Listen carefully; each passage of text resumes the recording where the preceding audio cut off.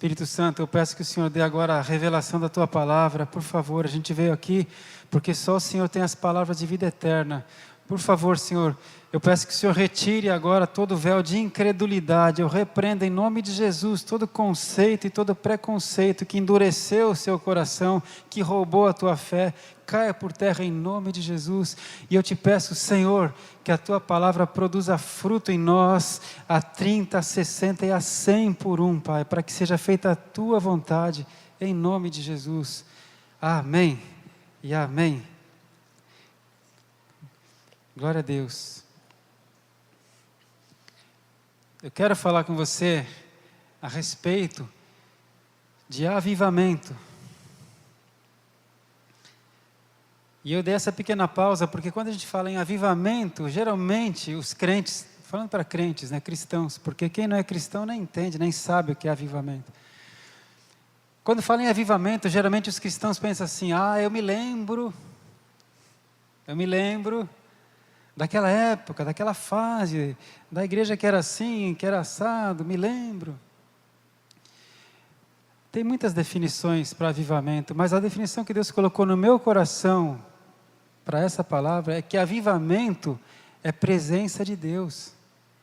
Avivamento é presença de Deus.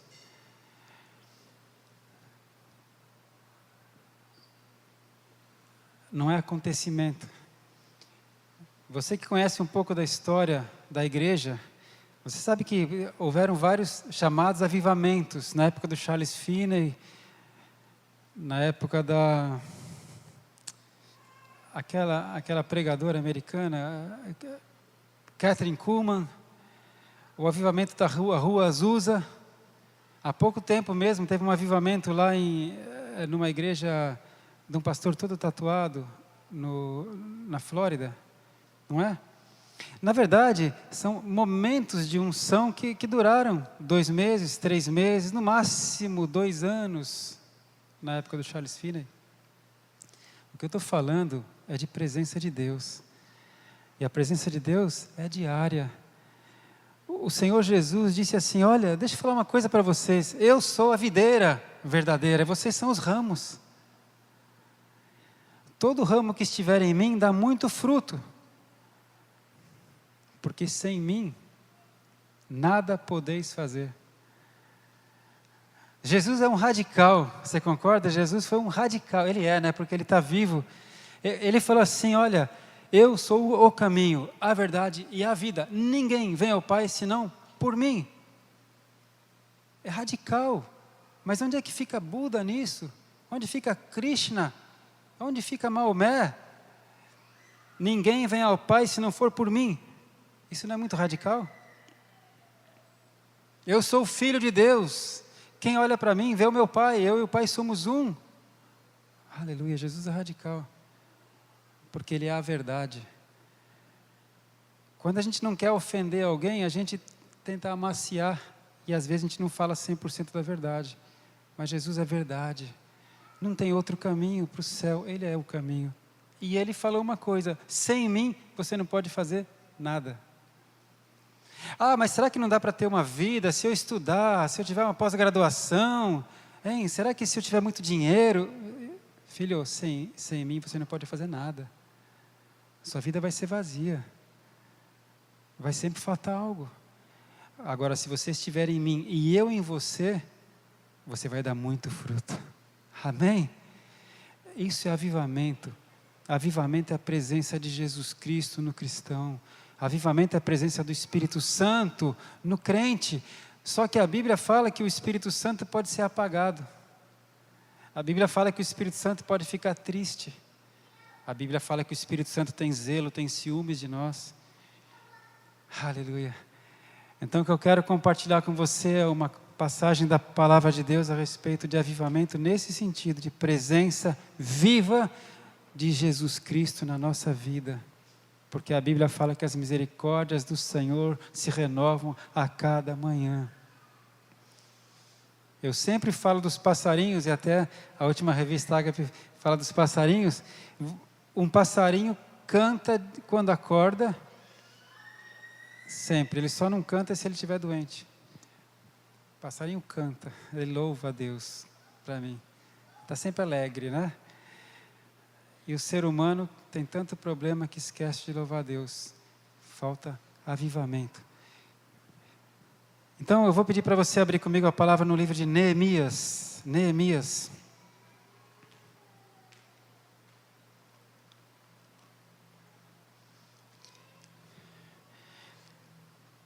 Você sabe que a salvação é pessoal, o avivamento é pessoal, não é? A salvação é pessoal.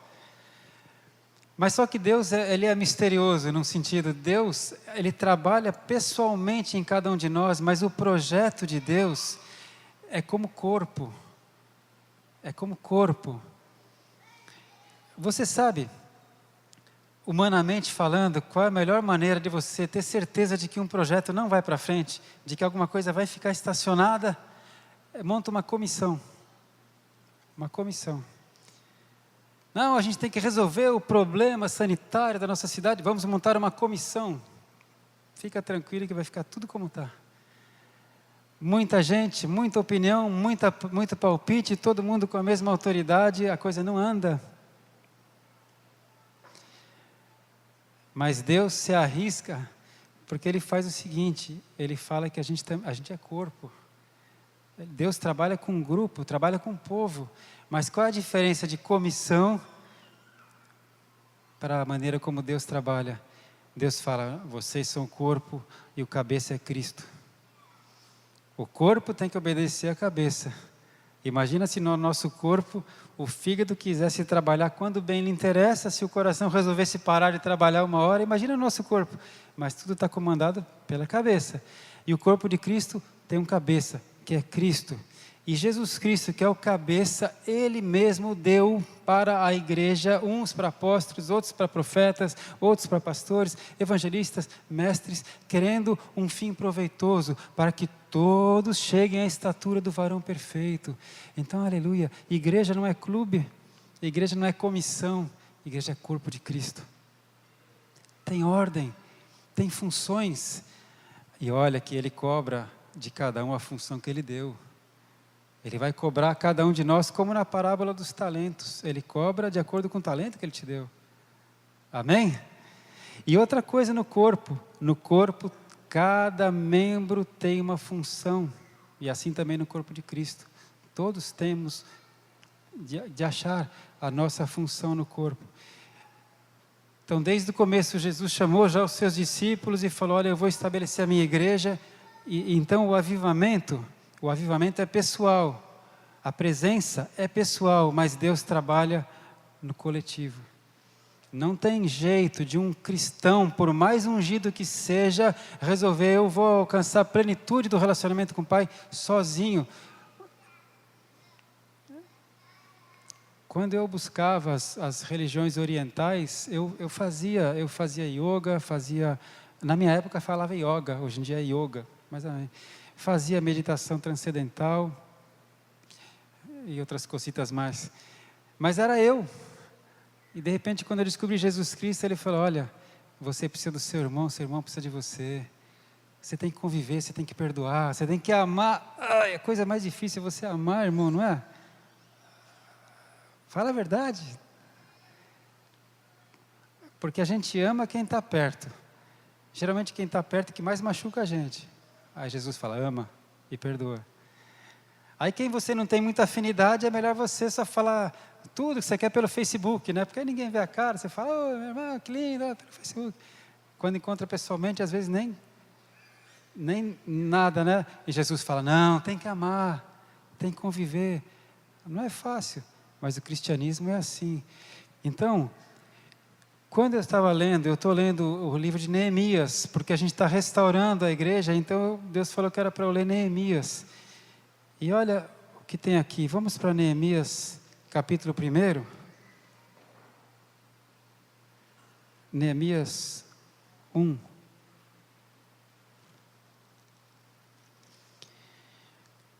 O avivamento traz a presença de Deus com alegria, com justiça para o povo de Deus. Ele trabalha pessoalmente, mas Ele trabalha com o grupo, com a igreja, com o corpo. E eu quero ver com você como foi que como que Deus restaurou o povo dele numa das fases mais difíceis da vida de Israel. Israel tanto se afastou de Deus, tanto pecou, tanto fez o que não devia, que Deus permitiu que eles fossem levados para o cativeiro como escravos por 70 anos. Deus já tinha previsto, até o profeta Jeremias já tinha dito que o cativeiro seria de 70 anos. E assim foi. Você imagina se o Brasil fosse invadido por uma nação mais forte? Então imagina se os Estados Unidos invadisse o Brasil, levasse 2/3 dos brasileiros, os melhores, embora como escravos, e os que ficassem aqui na terra estariam sem pátria, porque o Brasil não é mais Brasil, sem bandeira, sem pátria, sem hino, até sem língua, sem idioma. Imagina isso, por 70 anos. E aí Deus deu uma visão para o profeta Ezequiel, mostrou um vale de ossos sequíssimos e falou: Ezequiel, tem esperança? Tem como reviver? Ezequiel falou: Senhor, tu sabes. E Deus falou: profetiza. Quando Deus vai começar a fazer alguma coisa, Ele escolhe um homem, uma mulher, Ele pega um jovem. Amém? E fala: começa a profetizar, que eu vou fazer uma coisa nova. E Deus olhou para um moço, um homem, um copeiro do rei. Neemias era copeiro do rei. Você sabe o que o copeiro do rei fazia? Uma das funções do copeiro, você sabe? Ele não era o chefe do rei. Hoje em dia tem os chefes. Eu gosto de ver os programas de culinária de chefe. Estou começando a me meter a ser cozinheiro. Não, chefe, não cozinheiro. Mas Neemias não era chefe. Ele era o copeiro do rei. Naquela época, os inimigos matavam os inimigos, não é como hoje. Ou será que é? Quando alguém queria matar o rei, dava uma comida ou uma bebida envenenada. Então o copeiro do rei provava primeiro. Se o Neemias não morreu, então o rei come e bebe. Né? Essa era a função do Neemias. Deus pegou um copeiro do rei para fazer algo, uma restauração de uma nação. Vamos ver como foi que Deus restaurou. Neemias 1, versículo 3.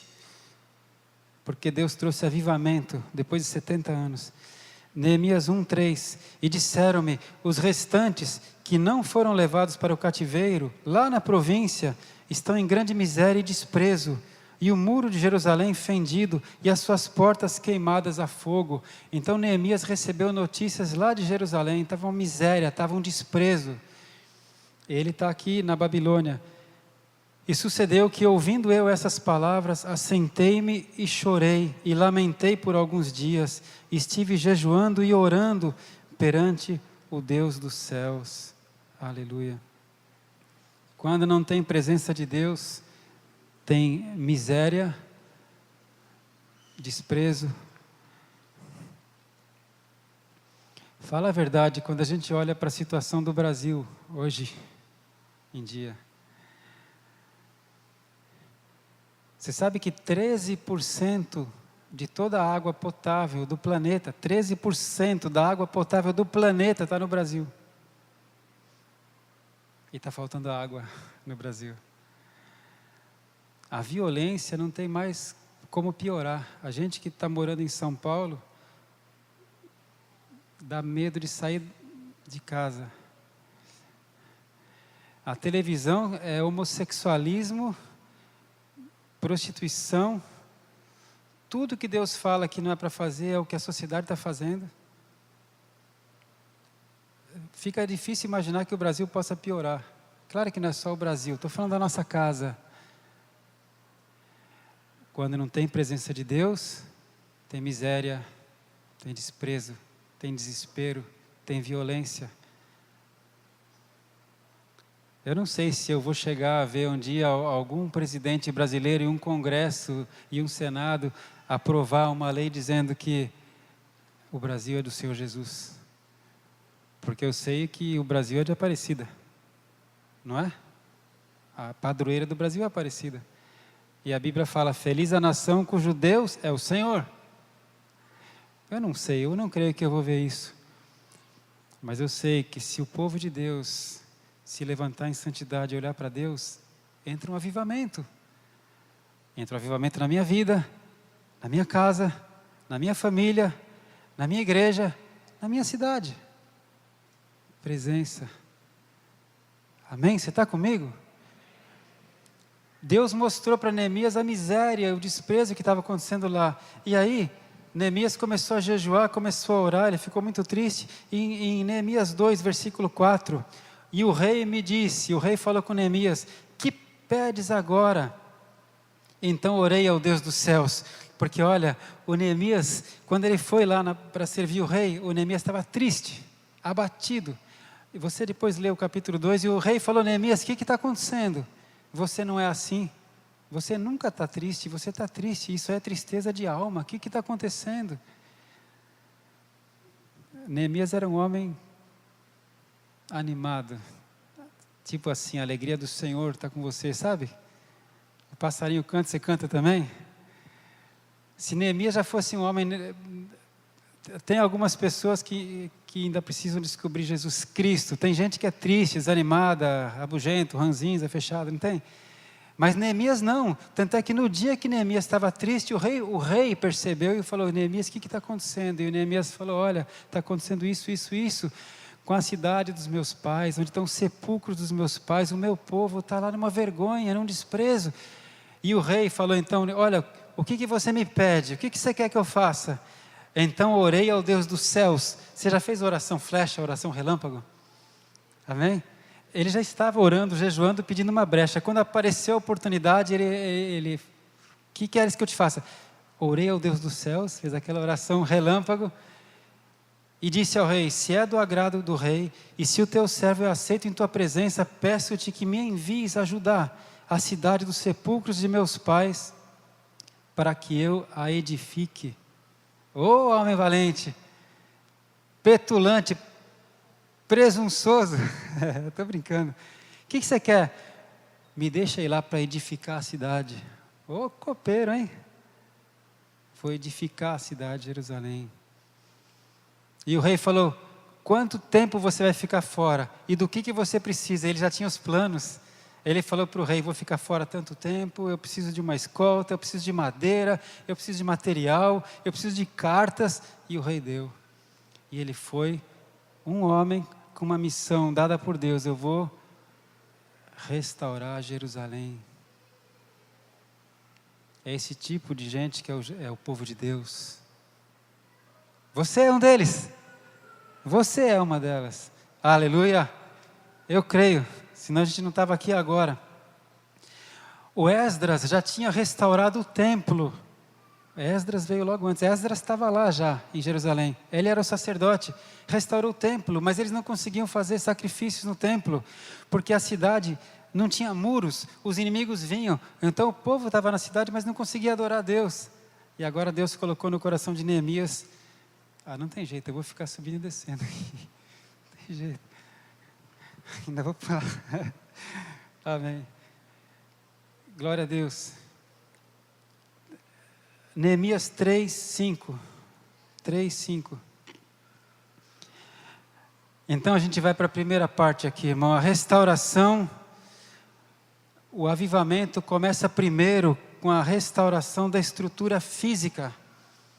Deus tinha um propósito de restaurar, tirar Israel da vergonha que estava. Então ele começou pela restauração física, da estrutura física.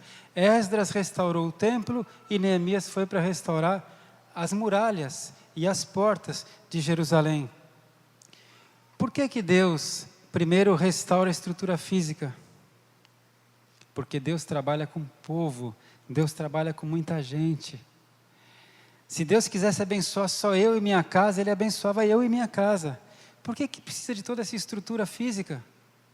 Vocês lembram que eu falava antes de ter acontecido tudo aquilo comigo? Lembra que eu falava, Deus está restaurando o nosso templo. O que a gente fez em 1 ano, a gente não fez em 10 anos, porque Deus está com pressa, Deus está restaurando. Mas, lembra que eu falava? Não vai ficar só no templo. Deus quer restaurar você, é a sua vida, é você que importa. Vocês lembram que eu falava isso? E quando eu comecei a ler Neemias agora, há poucos dias Deus falou, olha o que eu estou fazendo. Vê se você acompanha o plano, filho. Então, foi milagroso o que Deus tem feito aqui. Mas por que Ele está restaurando a estrutura física? Porque virão ônibus para cá. Pessoas virão de outras cidades. Ele já tinha falado para mim lá atrás, que lá na frente vai ter que ter uma fonte com bandeiras dos países. Tem que ter lugar para ônibus. Por que tinha que ter uma sala de consolidação grande? Porque muita gente vai se converter. Daqui vão sair evangelistas e missionários para abençoar as nações, porque a seara é grande e os ceifeiros são poucos. Por que ele falava sempre para mim, picos, no Piauí? Isso não sai do meu coração. Meu Deus, que é isso, picos? Eu já fui 2 vezes para lá, porque lá vai ter um centro de treinamento missionário. Você entende? Mas por que então essa estrutura física? Porque Deus trabalha com povo, Deus trabalha com gente, com multidão. Então a gente agora entende por que tem que ter uma estrutura. E você pode entender por que Deus não quer que pare. Vai parar agora, filho. Amém? Você está comigo? Isso queima. Então ele levou Neemias e o primeiro passo era a restauração então física. Mas diz aqui que nem todos colaboraram. Porque quando ele chegou, ele falou, olha, eu tenho uma missão que Deus me deu, que é assim, assim, assim, a gente vai restaurar as muralhas. E olha, cada um que mora em Jerusalém vai restaurar a muralha que está de frente para a sua casa. Então cada um, e aí ele determinou, cada um restaurava uma parte da muralha. Só que nem todos colaboraram. Por exemplo, no capítulo 3, versículo 5, diz assim, ao seu lado repararam os tecoitas, porém os seus nobres não meteram o seu pescoço ao serviço de seu senhor. Os seus nobres não meteram seu pescoço ao serviço do Senhor, ou seja, eles não se submeteram ao seu Senhor, nem todos ajudaram.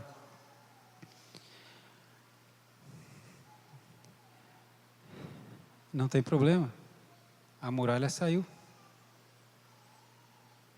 Você não tem que ficar olhando para quem não está ajudando, faz a sua parte.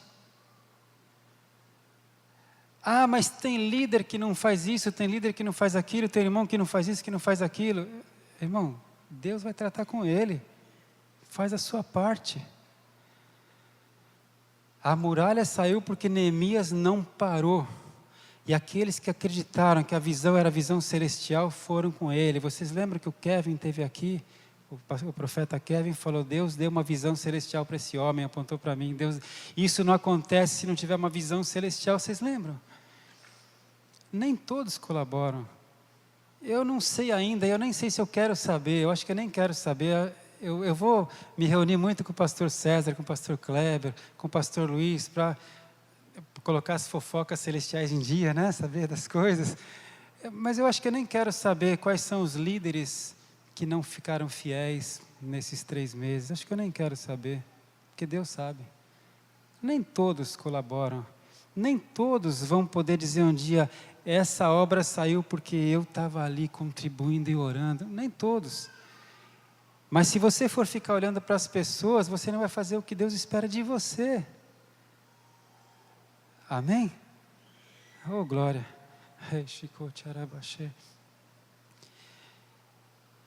E havia muitas dificuldades nessa época, que houve muita luta, muita dificuldade. Olha Neemias 4, versículo 1.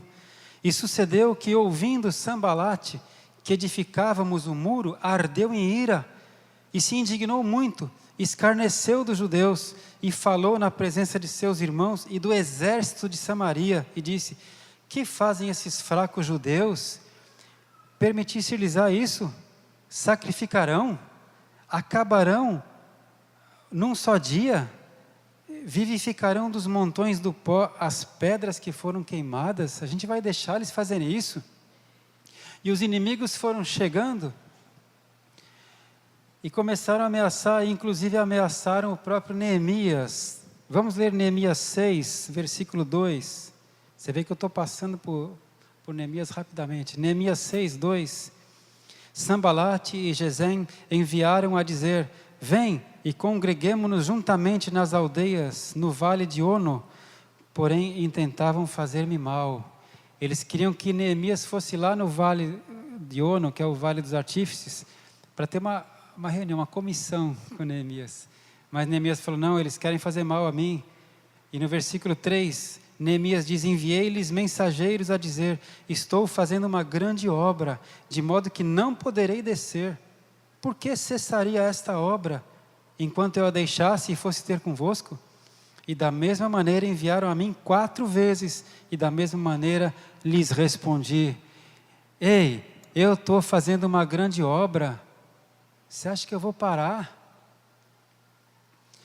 Ah, mas o irmão tal saiu, abandonou a célula, está em outra igreja. Ah, mas você vai consumir muito do seu tempo. Ah, você tem que pensar em você, tem que pensar na sua família. Irmão, quando o apóstolo Pedro chegou para Jesus e Jesus tinha dito, olha, agora é necessário que eu vá para Jerusalém, eu vou padecer, eu vou sofrer muito e vou ser morto. E o apóstolo Pedro falou, Senhor, não faz isso, pense em você. Jesus falou, arreda de mim, Satanás. Você cogita das coisas do homem, não da coisa de Deus. Então vai ter muita gente que vai falar para você, não faz isso, imagina, não se envolve, olha, tem tanta gente que já saiu, que já parou. O Neemias falou, eu estou edificando uma grande obra, você acha que eu vou parar? Parei com você? E tanto eles ameaçaram Neemias, ameaçaram daí pessoalmente Neemias, eu vou te matar, Neemias, você vai morrer, Neemias, de emboscada. E o Neemias falou assim, eu gosto desse versículo aqui, o versículo 11, porém eu disse, um homem como eu fugiria? Satanás, um homem como eu fugiria? Se você não pode me matar, enquanto eu estiver aqui, eu vou trabalhar para o rei, amém? Eu vou falar para você, uma mulher como você fugiria? Você chegou até aqui, você já conhece Jesus há quanto tempo? Você já passou por tanta coisa? Você acha que eu vou fugir, Satanás? Até porque Jesus falou, quem põe a mão no arado não pode olhar para trás. O rei Davi, quando parou, ele pagou caro. Mas ele se levantou. Mas não, toma posse, viu? Um homem como você, uma mulher como você, fugiria da obra? Amém?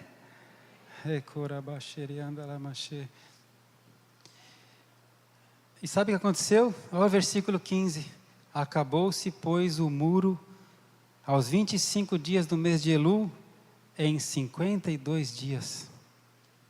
Em 52 dias, ele terminou o muro e depois puseram as portas, portais, né, em Jerusalém. Mas, irmão, não é muro igual ao nosso muro aqui, não é muro de bloco de 15. Muro de pedra, imensa. As muralhas de Jerusalém estão lá ainda hoje. 52 dias. Eu não sei como é que eles fizeram para colocar aquelas pedras imensas, largas, uma em cima da outra, mas eles fizeram em 52 dias. E a Bíblia fala que eles trabalhavam armados, com uma mão eles tinham a lança e o escudo, e com a outra mão eles tinham a enxada, a pá de pedreiro, trabalhavam. Estavam sob ameaça. Neemias fez uma estratégia, olha, alguns sentinelas vão estar em postos estratégicos, porque era uma muralha envolvendo uma cidade, né? Então eles estavam cada um no seu ponto. E olha, se vocês ouvirem as trombetas tocando em algum lugar, corre para lá, porque ele está sendo atacado.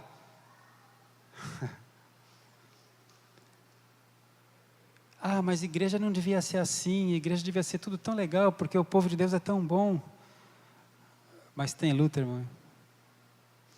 Eu convivo em igreja há 35 anos, como tem luta, como tem racha, como tem divisão, como tem falação. Mas eu sei em quem tenho crido, eu continuo a fazer o que Ele pediu para eu fazer. Toma posse disso. Luta vai ter. Mas em 52 dias eles fizeram um muro. Aleluia. Amém?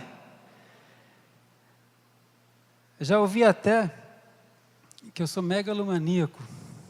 Sabe o que é isso? Mania de grandeza. Para que, irmão, olha, esse templo não é meu. Vai ficar para os nossos filhos, para os nossos netos. Quando a gente comprou o ônibus da igreja, fiquei todo alegrinho. Até hoje eu andei 2 vezes no ônibus. O ônibus não é meu, o micro-ônibus não é meu, a igreja não é minha. Até hoje eu não tenho sala ainda lá na igreja. Se eu fosse megalomaníaco, eu não ia ter um Fiesta. Eu ia usar o que eu tenho e o que eu não tenho para ter um Mitsubishi. Megalomaníaco. Eu nem ia usar esse relógio bênção, ganhei. Podia usar um Rolex.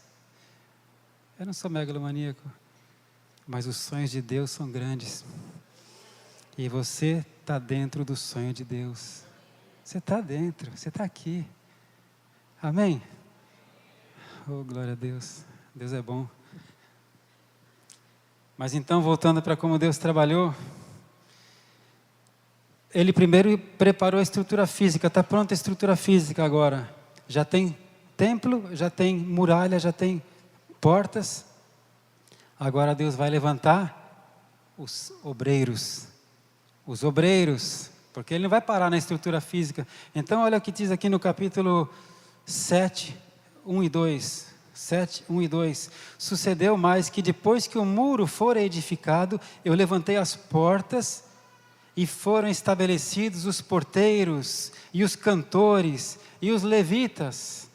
E eu nomeei a Hanani, meu irmão, e a Hananias, maioral da fortaleza, sobre Jerusalém, porque era homem fiel e temente a Deus mais do que muitos. É na hora da luta, da provação, que a gente sabe quem é fiel. Deus sabe quem é fiel, a gente não é nada. Em outros tempos da nossa igreja, se eu ficasse fora da igreja por 15 dias, às vezes eu ficava 20 dias em Portugal ou na África, quando eu voltava já tinha que apagar a rebelião. Essa vez eu fiquei 3 meses e meio no estaleiro e a igreja está de pé.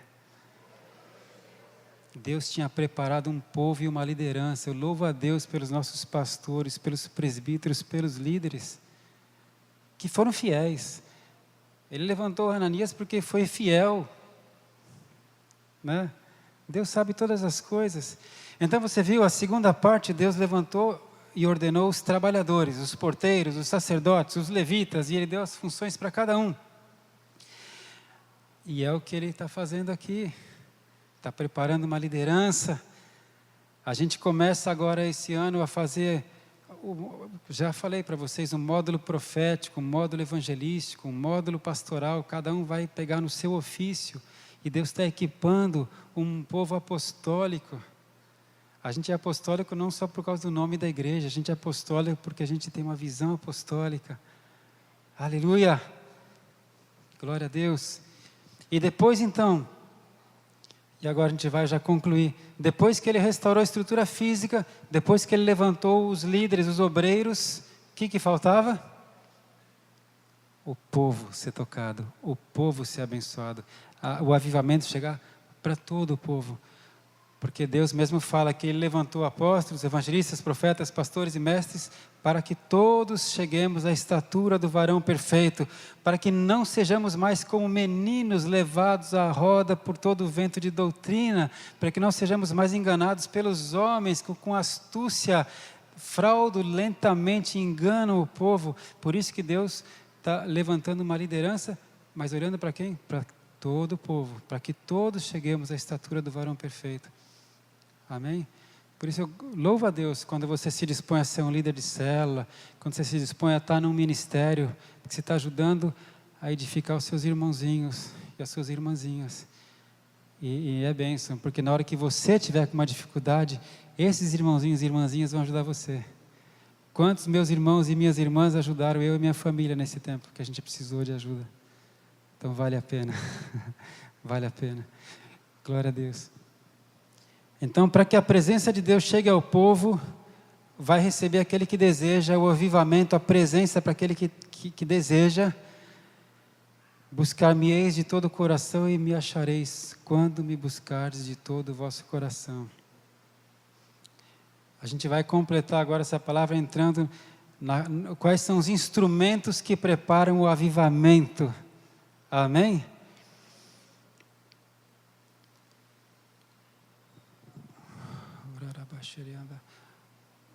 Vários momentos difíceis são narrados, né, na história de Israel. E a Bíblia fala lá em Romanos que tudo isso foi deixado para nosso ensino e advertência. Para nosso ensino e advertência.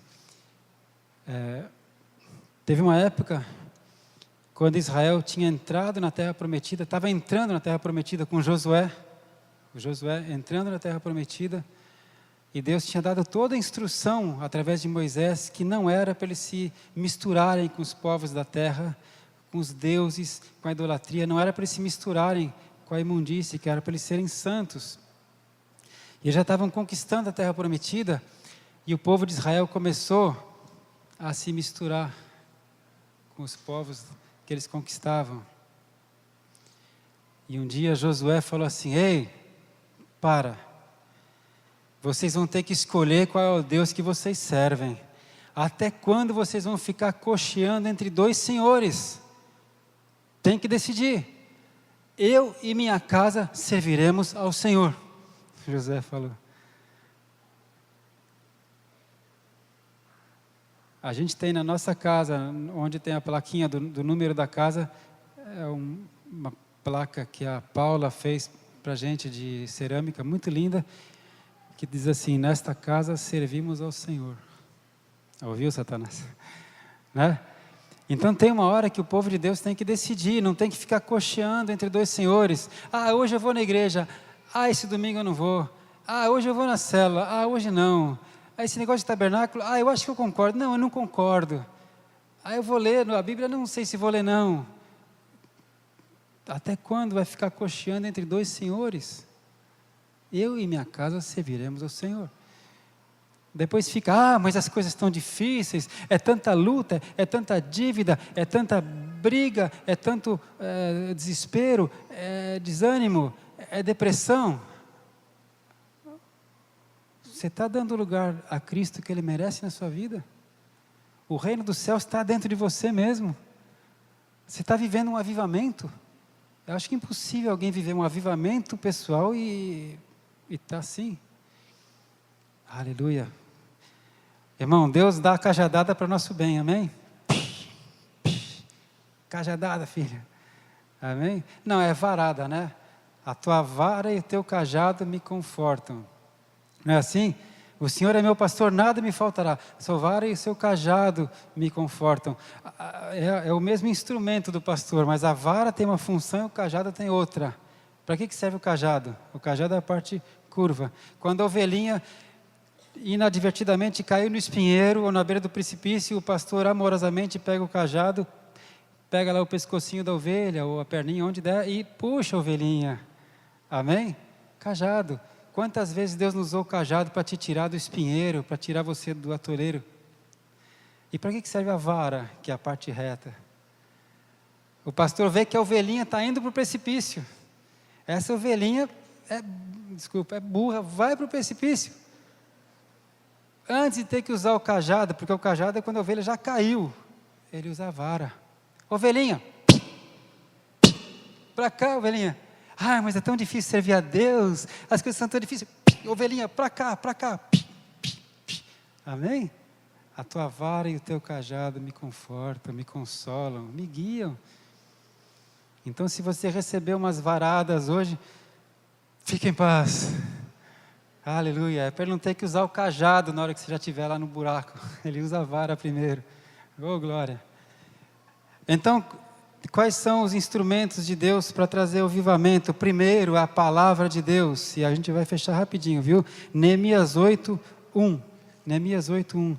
E chegando o 7º dia, estando os filhos de Israel nas suas cidades, todo o povo se ajuntou como um só homem na praça, diante da porta das águas, e disseram a Esdras, o escriba, que trouxesse o livro da lei de Moisés, que o Senhor tinha ordenado a Israel.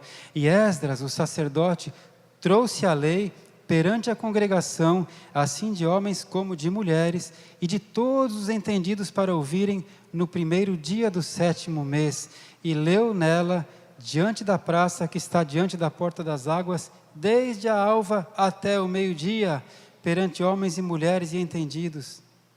E os ouvidos de todo o povo estavam atentos ao livro da lei. Desde que amanheceu até o meio-dia, todo aquele povo ficou congregado no sol, atento à lei do Senhor. Qual é a estratégia de Deus para trazer o avivamento para nós? Palavra. Palavra nos cultos, palavra nas redes, palavra nas células, palavra nos estudos, que a gente agora vai começar Apocalipse, depois a gente vai ter já os outros estudos, palavra no encontro, palavra, palavra, palavra. Vós já estáis limpos pela palavra, Jesus falou. Porque o mundo está sujando a gente, irmão. É muita imundícia, muita coisa que rouba a nossa fé, que rouba a nossa esperança. O que nos limpa? Palavra. Palavra em casa. Todo dia, você sabe, eu tomo café com Jesus, né? Eu leio a Bíblia enquanto eu tomo café. Mas no dia de domingo, que eu acordo mais cedo para preparar a palavra, que não é para mim, que é para o povo, né? Então eu levanto mais cedo, porque primeiro eu tenho a minha palavra, a minha comidinha, aí depois eu falei agora, pai, o que é para o povo? Se você não está se alimentando da palavra todo dia, certamente você está fraco. Você está fraco espiritualmente. Nem só de pão viverá o homem, mas de toda a palavra que procede da boca do Pai. Então, o primeiro instrumento de avivamento, palavra. Segundo, oração e adoração. Aleluia. Neemias 8:6. E Esdras louvou ao Senhor, o grande Deus, e todo o povo respondeu, amém, amém. E levantando as mãos, inclinaram-se e adoraram o Senhor com o rosto em terra. Todo o povo louvou e adorou o Senhor e orou.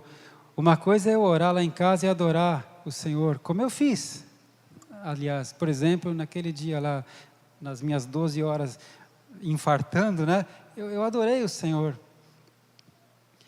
Mas outra coisa é o povo de Deus reunido, a uma só voz, orando e adorando. E qual a estratégia que Ele deu para nós, para que a gente possa ter oração e adoração? Qual a estratégia? Tabernáculo. Que se a gente for lá agora vai estar vazio. Se a gente for lá daqui a 2 horas vai estar vazio. Se a gente for lá daqui a 6 horas vai estar vazio. Amém? Alguém poderia falar, se a nossa igreja ficasse aberta, tem algumas igrejas que a gente passa e que estão abertas dia e noite. Se a nossa igreja tivesse isso, eu podia de repente ir lá e orar e adorar. A nossa igreja tem um tabernáculo, fica aberto dia e noite, aberto para oração e adoração, que Deus falou para fazer. Mas aqui, até Ubatuba é perigosa, imagina se o único tempo que eu tenho é de noite ou de madrugada, mas quem que se arrisca a ir lá? Se pelo menos tivesse um porteiro, como diz a Bíblia, um vigia. Tem, à noite tem um porteiro, tem um vigia, cristão, homem de Deus. Tem alguma outra desculpa? É que eu sou muito ocupado, eu trabalho muito, irmão, isso aí, menos, vai. Jesus nunca chamou nenhum desocupado. Os discípulos dele todos estavam trabalhando. Aliás, Jesus não trabalha com desocupado. Primeiro ele restaura a vida do homem, ele tira o homem da miséria, da mendicância, ele tira o homem, restaura, o homem começa a trabalhar. Aliás, a Bíblia fala, não trabalhe, também não coma. A Bíblia fala, vai ter com a formiga ao preguiçoso. A hora que o homem está restaurado, trabalhando, Jesus fala, agora você quer trabalhar também para o meu reino? Amém? Está comigo? Mas é que eu sou muito ocupado, também sou, irmão. Dorme menos. Quando você dorme? Dorme menos. Come menos. Fica menos no computador, no celular. Hoje em dia não é mais no computador, no celular. Fica menos. Dá um pouco do seu tempo para Jesus. Jesus falou para os seus discípulos, nem 1 hora vocês puderam orar comigo, nem 1 hora. Sabe por onde vai passar o nosso avivamento? Pelo tabernáculo. Passa pelo tabernáculo. Varada. Para você e para mim também. Terceiro ponto. Primeiro, palavra. Segundo, oração e adoração. Terceiro, esse dói. Confissão de pecados. Neemias 9:3. E levantando-se no seu posto, leram no livro da lei do Senhor, seu Deus, 1/4 parte do dia, e na outra 4ª parte fizeram confissão e adoraram o Senhor seu Deus. Confissão de pecados, irmãos, é arrependimento e quebrantamento. Não adianta só a gente ficar lendo a Bíblia, ficar orando, ficar adorando, ter Bíblia desse tamanho que nem a minha aqui, que é a Bíblia de estudo, saber cantar os cânticos. Se você não tiver quebrantamento, se a palavra não servir para você, não adianta. A Bíblia fala que Deus não despreza um coração contrito e quebrantado. Deus não consegue desprezar um coração contrito e quebrantado. Então eu vou pedir para você, deixa o Espírito Santo tocar em você. Por isso que eu falei que quando eu leio a palavra de manhã, no domingo, primeiro eu leio para mim, depois é para o povo. Porque um pior vício dos crentes é você ficar lendo a palavra, olha, isso aqui é para minha esposa, isso aqui é para o meu patrão, o meu filho precisava ouvir essa palavra, ei, quando é que a palavra é para você? Amém? Então uma parte importante do avivamento, da presença de Jesus, pessoal, é confissão dos pecados, é arrependimento, é quebrantamento. Tem gente aqui que o vaso está tão trincado, que já está vazando água por todo lado, que Deus vai ter que quebrar o vaso e fazer um vaso novo. Mas amém, ele é capaz de quebrar o vaso e fazer um vaso novo. Amém? Tem alguns aqui que estão só com uns trincados, Deus restaura. Mas tem uns que vai ter que ser quebrado. É triste, mas tem alguns aqui que são um vaso lindo. A Bíblia fala no livro de Tiago que Deus tem na sua casa vasos para honra e vasos para desonra. Sabia? Tem alguns que são vaso lindo, tem potencial, tem saúde, tem conhecimento, tem influência, é um vaso lindo, só que está de boca para baixo.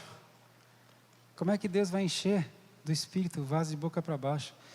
Então eu vou profetizar em nome de Jesus que vaso lindo aqui vai ser colocado de boca para cima, vaso quebrado vai ser restaurado, vaso que já está todo destruído, porque a gente vai sendo marcado pelas decepções, pelas desilusões, pelas traições. Então tem vaso aqui que está todo arrebentado, aí Deus sabe fazer o quê?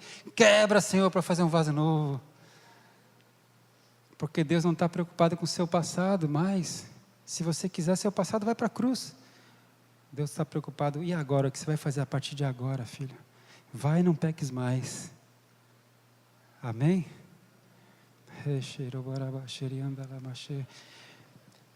Palavra, oração e adoração, quebrantamento com a confissão de pecados, seus pecados. Quarto ponto, esse é a bênção.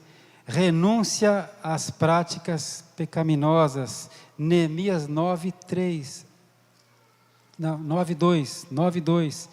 E a geração de Israel se apartou de todos os estranhos e puseram-se em pé e fizeram confissão dos seus pecados e das iniquidades dos seus pais. Se apartaram dos estranhos. Eu não sei tudo que você tem deixado entrar na sua casa pela televisão. Eu não sei tudo que você tem deixado entrar na sua mente pela internet. Eu não sei tudo que você tem deixado enfraquecer o seu corpo físico com as coisas onde você vai, o que você faz, os seus hábitos. Eu não sei, mas eu sei que tem uma hora que a gente tem que tomar uma posição e ser santo, porque Ele é santo.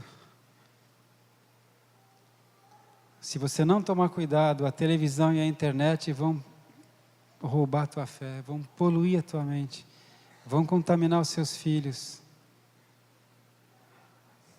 Amém?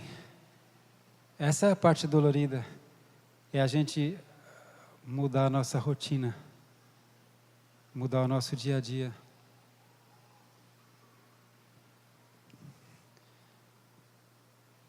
De tanto ouvir a palavra de Deus, de começar a orar e adorar, reconhecer os pecados, eles tiveram que tomar uma posição. A gente vai se afastar dos estranhos, aqueles que não servem a Deus, aqueles que não buscam a Deus, aqueles que roubam minha fé, eu vou me afastar.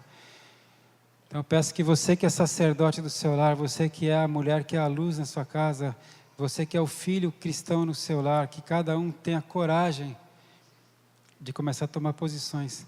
E ó, irmão, agora só uma coisa, é você que tem que buscar a santidade, não é para cobrar a santidade do teu irmão. Pior coisa, viu? Pior coisa é quando os irmãozinhos começam a conviver, aliás, porque é para ter comunhão, e aí fica reparando, na casa do irmão tem uma estatuazinha do Buda. Na casa da irmã eu vi lá uma garrafinha de vinho. O decote da irmã é não sei o quê. Eu reparei que o irmão come não sei o quê.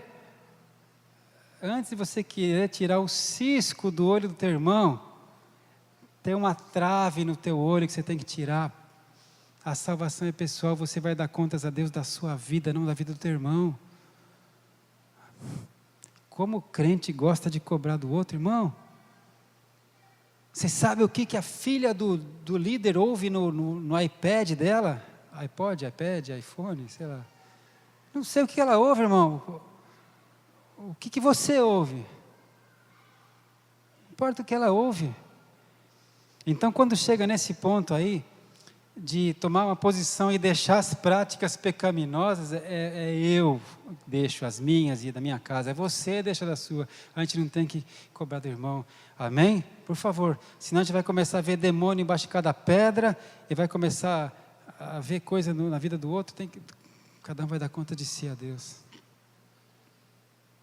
E o último ponto aqui que eu pus para o avivamento, aleluia, é o que a gente vai fazer essa noite, os que quiserem, é a renovação do compromisso de andar, de viver segundo a palavra de Deus, de fazer a palavra de Deus a razão do nosso viver, é renovar o nosso compromisso, a nossa aliança. Olha aqui Neemias 10, 29.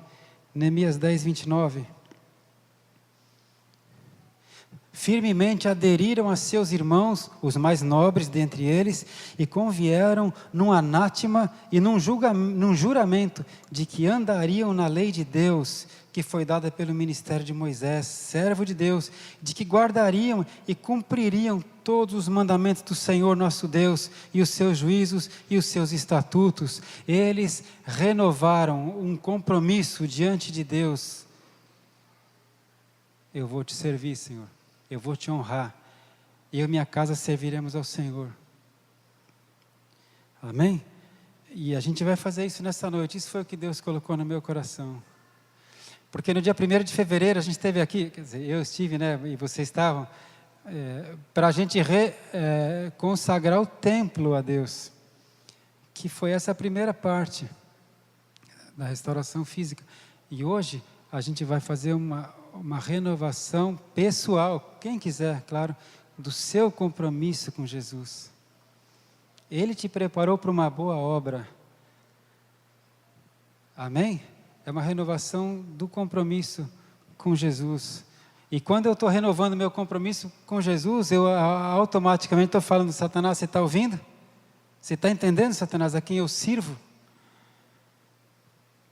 Porque quando Satanás tentou enganar Jesus e falou, olha, se você me adorar, tudo isso vai ser teu. E Satanás mostrou todos os reinos da terra e a sua glória.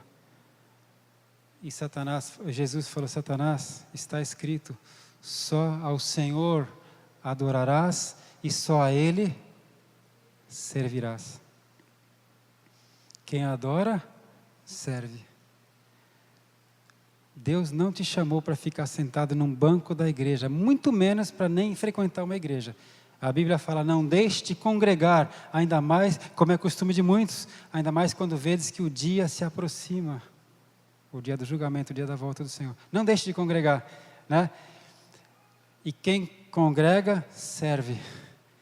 Não existe servo inútil. Aliás, você sabe qual é a definição de servo inútil dada por Jesus? Se você for no dicionário ver, inútil, é aquele imprestável, aquele que não faz nada, não é? Inútil, não tem serventia nenhuma, então servo inútil é aquele servo que não faz nada. Certo? Pelo dicionário humano. Mas qual foi a definição de Jesus para servo inútil em Lucas? Quando você, que é servo, porque Ele é o Senhor, quando você fizer tudo aquilo que te for mandado fazer, você pode se dizer, eu sou um servo inútil, porque fiz somente o que eu tinha que fazer. A definição de Jesus para servo inútil é essa. Muitos que estão aqui não são nem servo inútil ainda. E muitos de nós temos sido servo inútil, porque fazemos somente o que foi mandado. Aquele irmãozinho que chega para mim e fala: apóstolo, qual é a visão da igreja? Tem que fazer isso? Tem que fazer aquilo? Tem que ir no tabernáculo? Eu tenho que ir na célula fiel? Qual é a visão da igreja? Eu vou começar a falar: servo inútil, senta aqui. Vamos conversar em servo inútil. Já pensou que duro, né? Quando a gente, por amor a Jesus, começa a fazer mais do que foi pedido, a gente deixou de ser servo inútil. Então a gente vai nessa noite renovar a nossa aliança, o nosso compromisso com o Senhor. Eu vou pedir para o Ministério de Louvor, meus irmãos, estarem vindo aqui. Pode continuar ainda, viu, Cadu?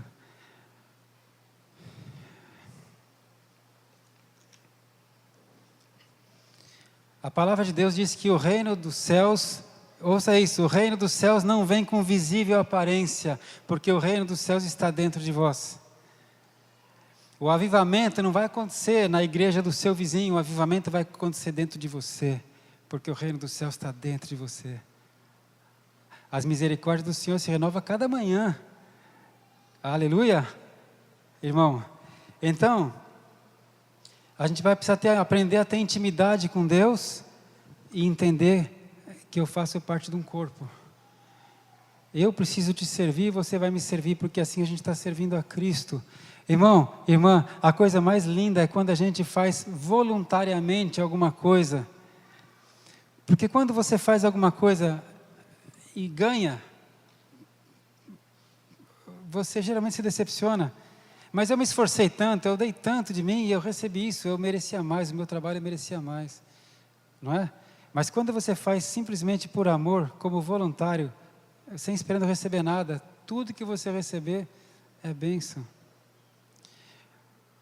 É o que Deus espera de cada um de nós, que a gente comece por amor a fazer a nossa parte.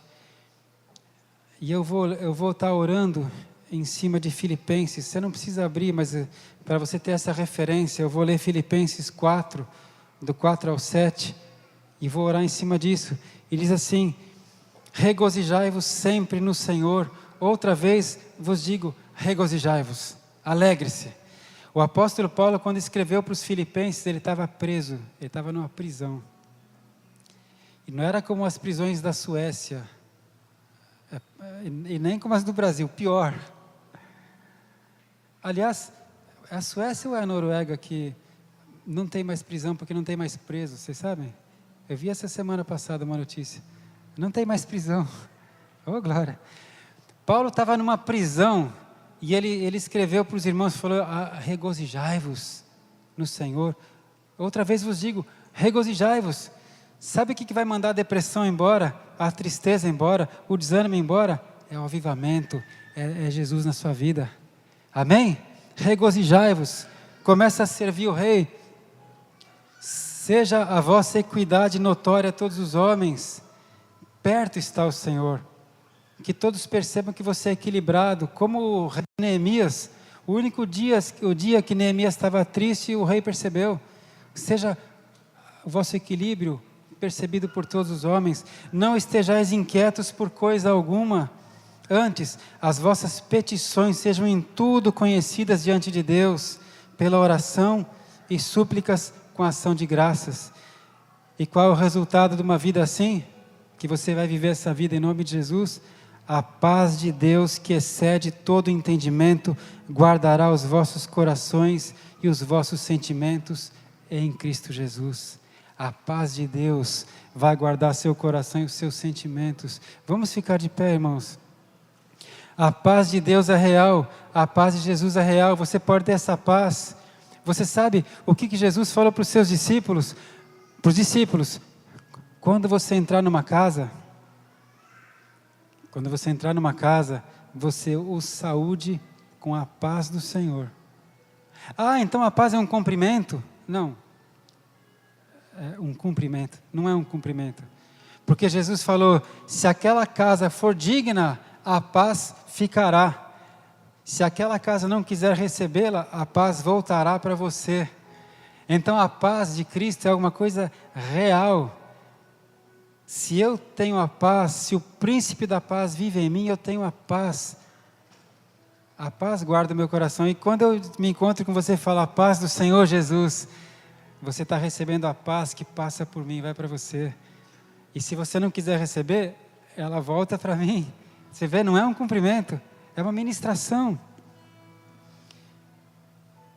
Jesus falou, eu vim para que você tenha vida e vida com abundância. Amém? A minha vida já tem 2 marcos. Aliás, o primeiro marco na minha vida foi quando Jesus entrou na minha vida.